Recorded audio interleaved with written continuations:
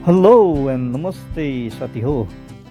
आज चाहिँ म एकछिन चौरस्तातर्फ गएको थिएँ है। चौरस्तामा चाहिँ सरस मेलाको एकदमै धुमधाम रूपमा चलिरहेको छ है। यहाँ हेरिहाल्नुहोस्, एकदमै विभिन्न ठाउँबाट आएको स्टलहरू, ह्यान्डिक्राफ्टहरू हेर्नुहोस्, ब्याम्बोले बनाएको ट्राइबल आर्ट है, बाँसमा भालु बाँसमा खोपेर बनाएको आर्टहरू है यहाँ बिक्री वितरण गर्नु।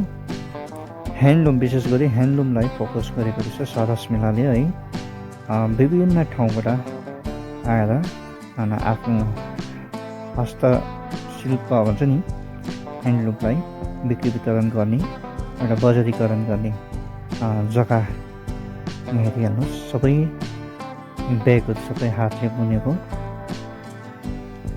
यहाँ हेर्नुहोस् न, एउटा जग्गा एकदमै खाली, कुनै खाली छैन। यहाँ हेरिहाल्नुहोस्, यो चाहिँ उयोहरू है, बोल जस्तो लाग्यो है।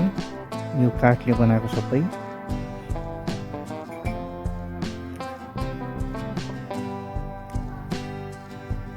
कार्पेटहरू है।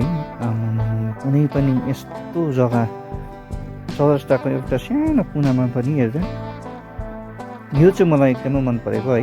यो चाहिँ किनभने अहिले एकदमै प्रचलित छ यो ब्याम्बोको यो लाइट कभर भनौँ न है। यो विशेष गरी रेस्टुरेन्ट, होमस्टेतिर है। र हेरिहाल्नुहोस्, अहिले चौरस्ता यस्तो छ है। सरस मेला 2025 चलिरहेको छ।